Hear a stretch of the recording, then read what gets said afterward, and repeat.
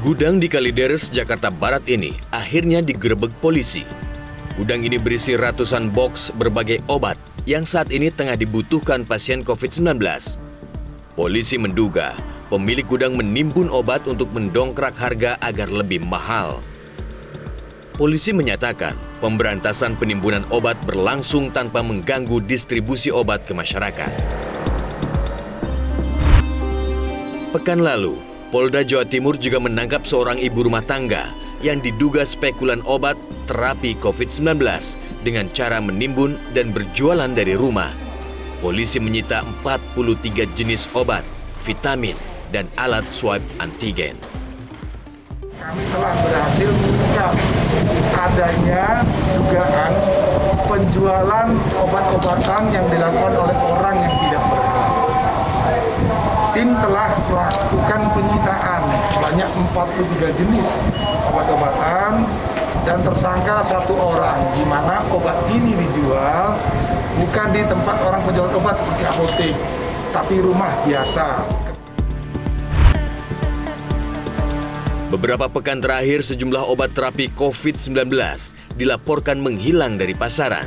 Seiring lonjakan kasus COVID-19, makin banyak pasien yang tidak dapat ditangani di rumah sakit dan harus merawat diri sendiri di rumah.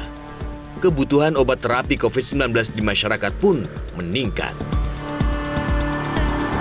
Pekan ini pemerintah meluncurkan program paket obat gratis bagi penderita COVID-19 yang tidak tertangani rumah sakit sehingga merawat diri sendiri di rumah.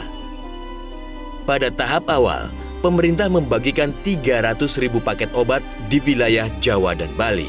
Ada 3 jenis paket obat sesuai kondisi pasien untuk konsumsi 7 hari.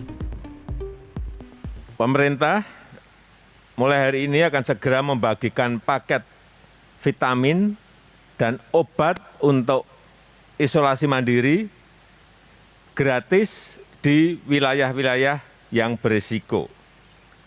Untuk tahap sekarang ini, yang akan dibagikan adalah 300.000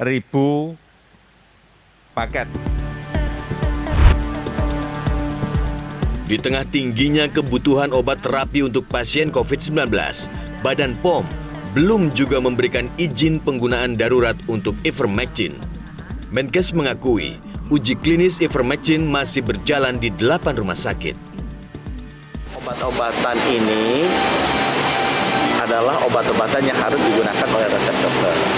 Jadi selama dia diberikan oleh dokter ke pasiennya dan pasiennya merasa nyaman, nggak masalah.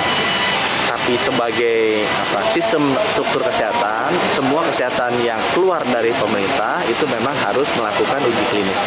Nah, uji klinis Ivermectin sekarang kita sedang mulai ke 50.000 pasien yang ada di Wisma Atlet, di rumah sakit. Ya, kalau ini uji klinis ini nanti selesai, kita harapkan segera, kemudian itu bisa menjadi satu obat yang masuk ke inisiatif pemerintah. Di masyarakat saat ini tengah beredar surat edaran Badan POM tentang pelaksanaan distribusi obat dengan persetujuan penggunaan darurat. Ivermectin adalah salah satu di antara 8 obat yang dalam surat itu disebut mendukung penanganan COVID-19.